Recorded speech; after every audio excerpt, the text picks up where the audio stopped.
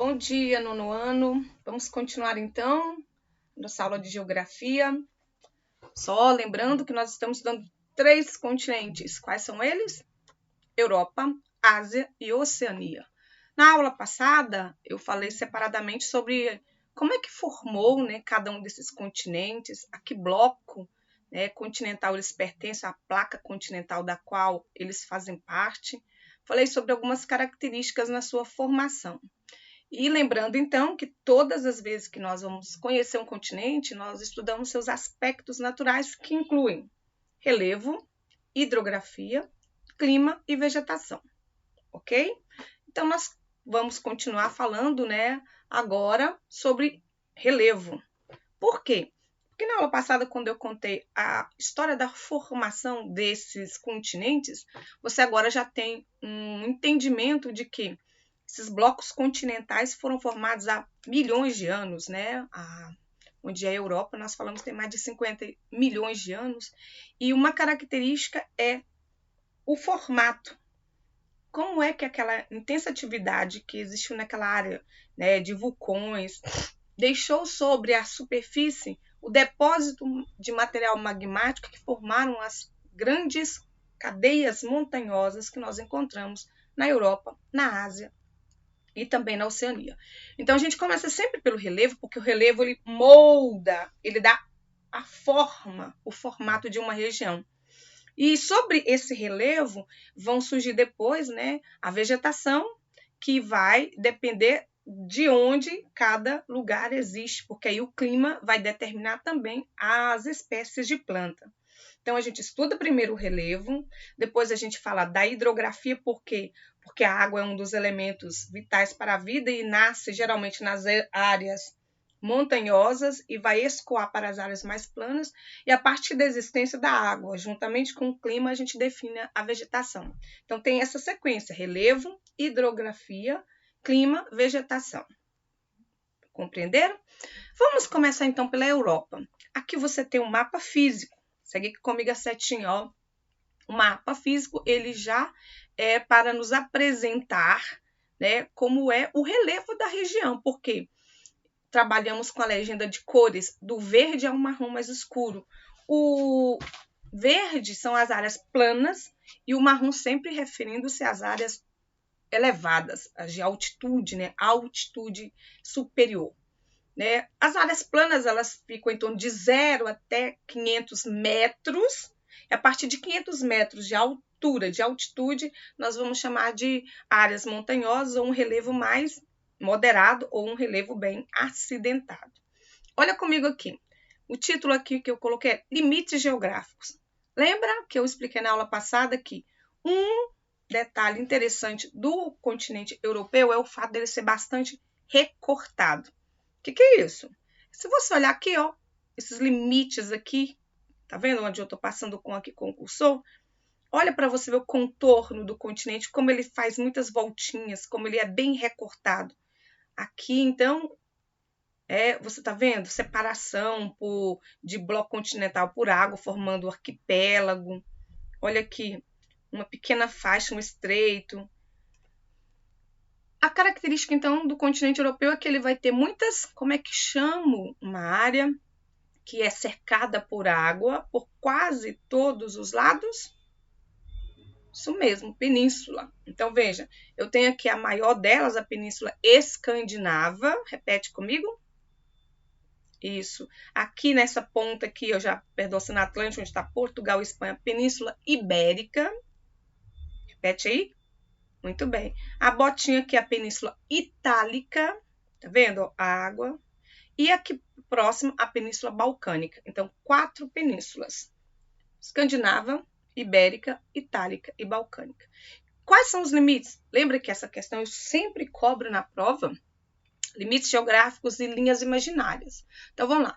O limite geográfico aqui, ao norte, eu tenho o Oceano Glacial Ártico. Norte, Oceano Glacial Ártico. No sul, Mar Mediterrâneo. Norte e sul. Norte, Oceano Glacial Ártico. Sul, Mar Mediterrâneo. Leste, Montes Urais. Lembra que eu falei que, na verdade, eu não tenho aqui uma separação visível, como eu tenho aqui, ó, com o oceano. Então, eu tenho essa elevação aqui, ó. Você tá vendo pela coloração? Aqui eu tenho uma cadeia de montanhas que são chamadas Montes Urais. Então, eu tenho Montes Urais, seguido depois pelo Mar Cáspio. Tá vendo aqui, ó? A porçãozinha de água, Mar Cáspio, e aqui o Mar Negro. Então, esse conjunto aqui, ó, Montes Urais, Mar Cáspio e o Mar Negro, e aqui também o Cáucaso, essa cadeia aqui, ó, Cáucaso, Mar Negro, Mar Cáspio e o Montes Urais separam Ásia da Europa, tá? Ficando uma parte aqui, ó, lembra que eu disse da Rússia, do lado europeu, a parte russa europeia. Então, vou lá, qual é o limite geográfico do leste? Aqui, Montes Urais, Mar Cáspio, Mar Negro e o Cáucaso. Então, ó, eu já tenho norte e sul, leste e o oeste. Qual é o oeste? O limite geográfico a oeste é o mar, ou melhor, o Oceano Atlântico. Prontinho aí? Então, ó, Mar Glacial Ártico no norte, Mar Mediterrâneo no sul, Montes Urais, Mar Cáspio, Mar Negro, Cáucaso no leste e no oeste, Oceano Atlântico. Aqui também eu quero que você olhe, ó, entre a Grã-Bretanha, que são essas ilhas formadas pela Inglaterra, Irlanda do Norte e País de Gales, tem esse mar aqui muito importante e muito conhecido, que é o Mar do Norte. Por que ele é muito conhecido? Porque essas terras que você está vendo aqui, ó, bem verdes, são áreas bem baixinhas, onde fica o Holanda, Luxemburgo, os Países Baixos, como são chamados, que inclui a Holanda, Liechtenstein, Luxemburgo, né? Eles estão bem aqui, ó, e aqui eu tenho uma entrada aqui também da Alemanha, e é onde eu tenho um dos portos mais famosos e onde, né, de onde saem mais navios carregados com o maior número de mercadoria, que é o porto de Rotterdam, da Alemanha. O mar Mediterrâneo, importantíssimo desde as antigas civilizações, com as suas rotas marítimas. O Mar Negro, o Mar Cáspio, né, os Montes Urais. Entenderam? Muito bem. Então, vamos agora para a parte do relevo. O que é o relevo?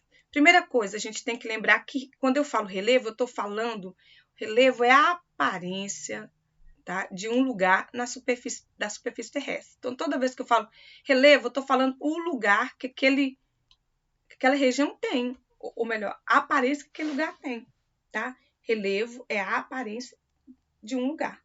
É como quando você fica em frente ao espelho para ver como é que você tá. Vestiu uma roupa, tá legal? Olhou sua aparência. Quando eu chego, quando eu viajo, quando eu vou para um lugar que eu nunca fui antes, quando eu olho para aquele lugar, a minha vista alcança, então, é uma distância que permite que eu veja se aquele lugar é mais montanhoso, é mais plano, tá? Então, relevo. Qual é a denominação? É a aparência de um lugar. Repete comigo o que é relevo? A aparência de um lugar. Vamos conhecer como é a aparência, então, de todo o continente europeu? Como é que ele é formado? O relevo ele é formado por duas unidades, planalto, planícies, ou melhor, três, né? Planaltos, planícies e depressões. Planalto, planície e depressão. O planalto, o nome já diz, são áreas mais elevadas. A planície, as áreas mais ou menos planas. E as depressões são as áreas que elas são mais rebaixadas em relação às suas áreas vizinhas. Tem área vizinha aqui que é mais alta e ela está bem mais baixa. Então, eu chamo de depressão. O relevo da Europa é bem legal da gente ver, sabe por quê? Olha só, eu tenho a maior parte do relevo está aqui no sul, viu? Centro-sul, consegue entender? Do centro para o sul, você vê que a maior parte do relevo europeu está da parte central para o sul. Aqui você vê que a cor verde representa áreas planas, então o verde praticamente ocupa toda a parte central e o norte, com exceção apenas aqui da Noruega. Tá vendo? A Noruega tem o país é praticamente todo dominado por planaltos. Mas, ó, eu tenho a porção da Noruega, onde eu tenho planalto, a parte centro-sul também planalto, mas a centro, aqui, ó, essa parte central aqui toda, é dominada por planícies. Vilma, eu estou vendo aqui umas manchas. Sim, você está vendo aqui algumas elevações. Mas, se você olhar aqui, ó, essas elevações, elas não ultrapassam 200 metros de altitude. E o ponto mais escuro, que é esse marrom mais escuro, ele tem, em média, 1.000 metros de altitude. No geral, as cadeias montanhosas europeias não são muito elevadas. elas têm em média 1.000, 1.200, no máximo 3.000 metros de altitude. Então, os pontos mais elevados que a gente vai ver, eles têm 3.000 e poucos metros de altitude. As outras áreas que a gente vê aqui, elas são áreas, olha só, aqui na Península Escandinava, onde ficam os montes escandinavos, o pico mais elevado lá tem 2.400 e poucos metros, viu? Que é esse pontinho aqui em triângulo preto que você está vendo. Ó, agora, onde que estão as cadeias montanhosas? Aqui na Itália, na Península Itálica, tem os Montes Apeninos, tá? Você tem o vulcão Etna, que é um vulcão que tem uma altitude muito elevada. Aqui eu acho que tá... Deixa eu ver se eu aumento aqui essa imagem para a gente conseguir ver, mas não. Não dá para você ver aqui. Mas o Etna tem pouco mais de 2.000 metros também. É o mais alto, né? E o Etna também, ele é um vulcão ativo. Ele entrou em erupção em 2017, ou seja, ele pode continuar crescendo, porque à medida que ele entra em atividade, a lava, ela vai se depositando e ele vai ganhando altura. Então, veja, eu tenho os montes escandinavos ao norte, eu tenho aqui, ó, na Itália, na Península Itálica, os Apeninos.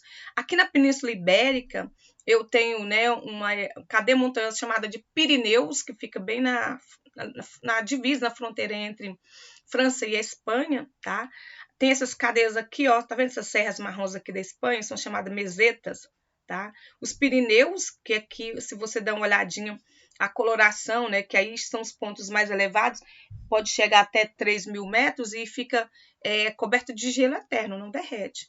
E também, olha que interessante, presta atenção, nas áreas elevadas é que nascem os rios, os maiores e mais importantes rios europeus. Por quê? O degelo da neve no topo já, né, produz a nascente de vários rios. Então, muitos rios, incluindo até o nosso aqui, o Amazonas, nasce do degelo. O rio Amazonas nasce lá no Peru, do degelo da Cordilheira dos Andes. E aqui você vai ver que no Pirineus eu vou ter nascente de rio. Aqui, ó, entre a França e a Itália também, eu vou ter, né, os Alpes, né? Eu tenho os Alpes também, que chega a ter cadeias montanhosas bem elevadas, que ultrapassam aí os 3.000 metros, tá? Você tem os Alpes aqui, o Monte Branco, que fica aqui, ó. Ele tem mais de 3.000 metros, tá? Você tem aqui, ó, outra região também de elevação, a região formada pela Cordilheira das Montanhas dos Cárpatos, também é uma montanha bem extensa, né? O Cáucaso, que está logo aqui, que eu falei anteriormente, tá? Aqui você tem os montes metálicos. E aqui na Península Balcânica, né, eu tenho os Alpes, a região da região balcânica mesmo. Deixa eu ver se eu consigo ver aqui o nome dele. Os Alpes Diáricos, tá? Na Península Balcânica. Então, veja. E não posso esquecer que há um limite natural aqui, que é os Montes Urais, né? Que formam, então, uma cadeia bem extensa que serve como limite entre Ásia e Europa. Vou repetir comigo, então, as principais elevações. Planalto no norte, Planalto centro-sul, planície na parte central. Essa aqui, essa extensa área chamada de planície, né, europeia, tá? Planície europeia. Então, que destaque nós temos nos planaltos, né? Os montes escandinavos, nós temos os Pirineus, entre França e Espanha, os Alpes suíços, né? Aqui no norte, entre França e Itália, os Apeninos, que é uma extensão longa, ó, bem no centro da Itália, os Apeninos se estendem do norte até o sul da Itália. A ilha da Sicília também tem um destaque para o Monte Branco, que tem aí mais de 3... Monte Branco, não, desculpa, o vulcão Etna, né? O vulcão Etna, que é um vulcão ativo, que entrou em erupção recentemente em 2017. Os Alpes aqui na região balcânica, a região dos Cárpatos e o Cáucaso, que eu já tinha falado anteriormente. Ó. Cáucaso, Cárpatos, né? Os montes... Deixa eu pegar aqui, deixa eu ver se eu vejo aqui, mas...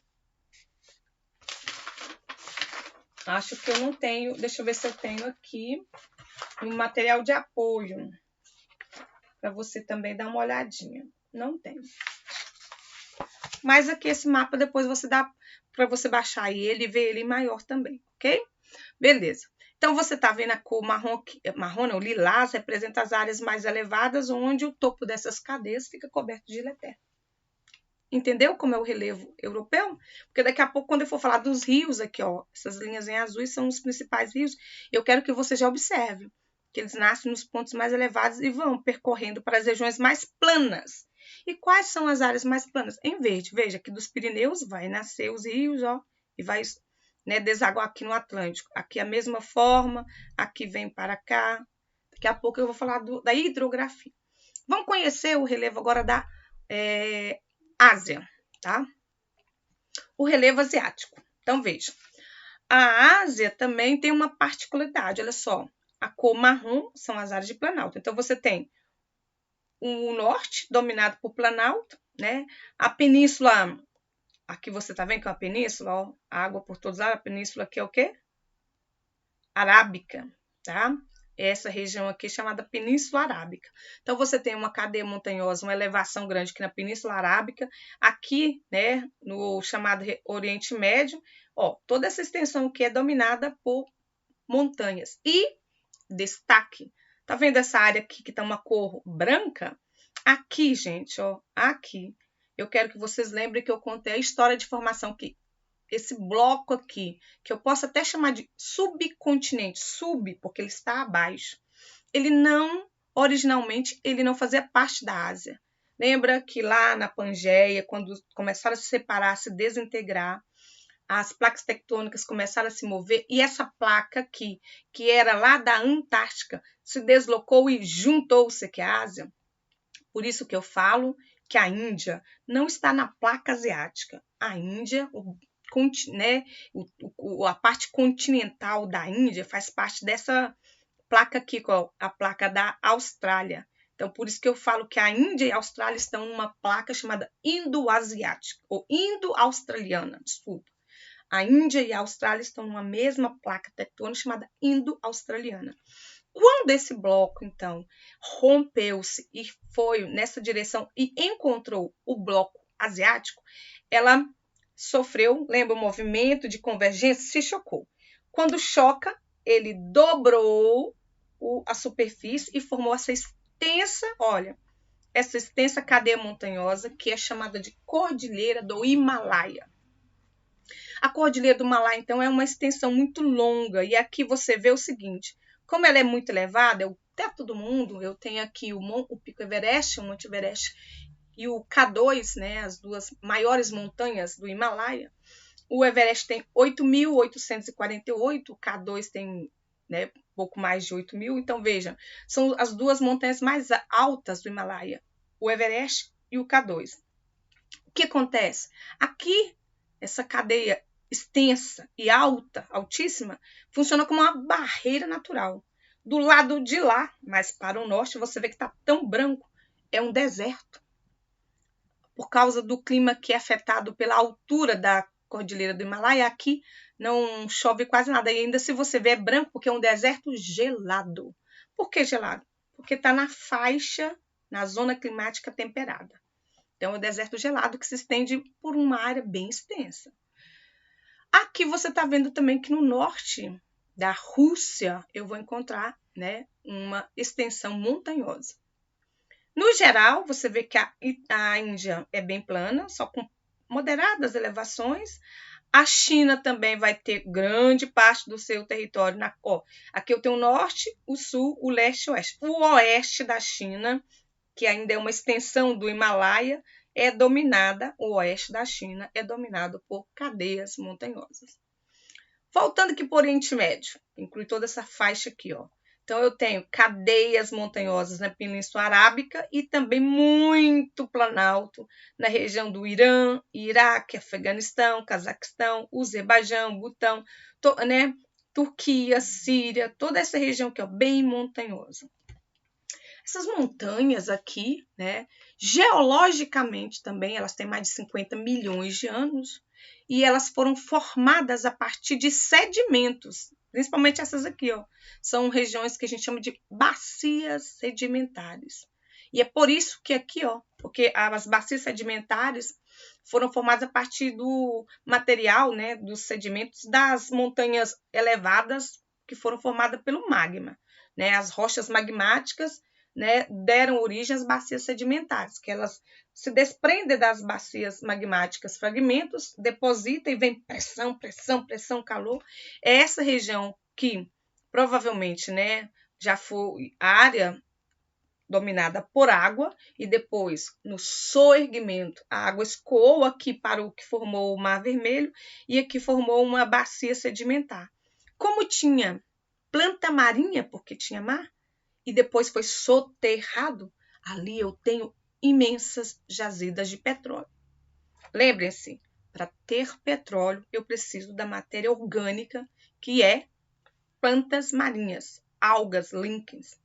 Tá? Então, quando eu sei que aqui tem jazida de petróleo, é porque ali eu sei que numa era geológica lá no início, onde o planeta estava sendo formado, alguns milhões de anos, ali provavelmente já foi mar, e quando a Terra estava, né, aquela intensa atividade, áreas sorgueram, áreas rebaixaram, outras ficaram submersas, e onde tinha mar, que sobrou material orgânico e depois foi soterrado, deu origem ao petróleo, num processo que demorou milhares de anos, tá? Por isso que quando aqui na Arábia Saudita, eles exploram petróleo, quando acaba o petróleo de uma jazida, acabou, não volta mais. Por quê? Não há condição natural para se fazer petróleo de novo. Não há ambiente natural em nenhuma parte do planeta. Acabou uma jazida, explorou ela, retirou todo o petróleo, encerrou ali. Se não há condição natural, nunca mais terá petróleo ali. Tá? Pode descobrir petróleo em outro lugar, mas naquele lugar que retirou, não volta mais. Então, essa Península Arábica aqui, região da Arábia Saudita, e também aqui, tá vendo? Essa região aqui da Rússia, são os maiores produtores de petróleo do mundo, tá? Então, vamos lá. E as planícies, então, asiáticas? São essas áreas em verde. Olha aqui. O oeste da Rússia, você tá vendo? A Índia, toda a parte litorânea e também ao norte. Interessante que o rio principal da Índia, que é o Ganges, que a gente vai ver também, nasce aqui, bem no norte da Índia, vai se deslocando e depois deságua aqui, tá? Na península, no Golfo de Bengala. O Sudeste Asiático, você tá vendo? O Sudeste Asiático também é dominado por planícies, e eu tenho pequenas extensões. Você vê a cor marrom aqui mostrando algumas elevações. E toda a parte insular, que são todas essas ilhas que fazem também parte do continente asiático, eu vou ter. Em todas elas você vê que tem planaltos, né, nas áreas centrais e planícies nas áreas litorâneas. Tudo bem? Então vamos lá. Deixa eu ver se eu tenho aqui no seu livro. Temos lá na página 7, se você olhar aqui na página 7, você consegue ver o relevo da Eurásia. Que fatos interessantes sobre o relevo da Eurásia a gente tem? Eu tenho que lembrar que aqui na Ásia eu tenho o relevo mais alto do mundo, o topo do mundo, que é o Himalaia. Aqui também, tá? Eu tenho o Planalto de Pamir, que é bem interessante. No seu livro, lá na página 9, tem até um pequeno texto contando que Marco Polo, que foi um grande, né, explorador europeu e que viajava para essas regiões aqui, naquela época tinha aqui da Europa, né, vinham navegantes, depois eles chegavam no continente, na Ásia, e por terra eles faziam um caminho aqui, para chegar na China. Então, se você prestar atenção, eles passavam por muitas regiões montanhosas. Marco Polo, numa dessas viagens, como ele era muito observador, ele passando por essa região aqui, tá vendo? Muito montanhosa, o Monte Pamir, a região né, do relevo.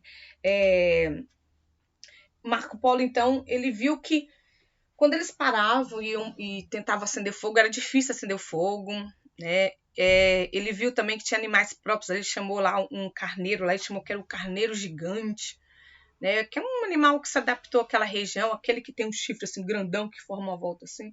Na página 9 você vê lá mostrando que naquela época eles usavam então esses chifres dos carneiros para enfeitar as entradas das casas. O chifre também era usado para poder guardar alimento, alguma coisa. Então, ele falava que era o animal maior, mais gigante. Aí ele recebeu o título de exagerado. Só que ele achava que esse era um dos pontos mais elevados do mundo, porque ele não chegou à cordilheira do Himalaia. Então, como ele passou por aqui, chegava por aqui, tá vendo essa região aqui onde está o Pamir? Depois ele vinha pela Índia, passava pela Índia, depois ele chegava na China. Mas ele não conheceu a Cordilheira do Himalaia. Então, na visão dele, daquela época, né? Eu estou falando o quê? Ele nasceu em Veneza, né? Na Itália, então ele é um veneziano. Para ele, o topo do mundo, os lugares mais elevados, eram as montanhas do Pamir, que ficam aqui. Tá certo. Ele só tinha chegado até lá, né? Vinha pela Índia. Essa era chamada Rota da Seda. Seda mesmo, o tecido, né? Ele era comprado aqui na China. Quando voltava da Rota da Seda aqui na Índia, eles compravam as chamadas especiarias, que eram os temperos, né? Muito comum na Índia até hoje, que eram a principal forma de preservação de alimento, era temperando bastante.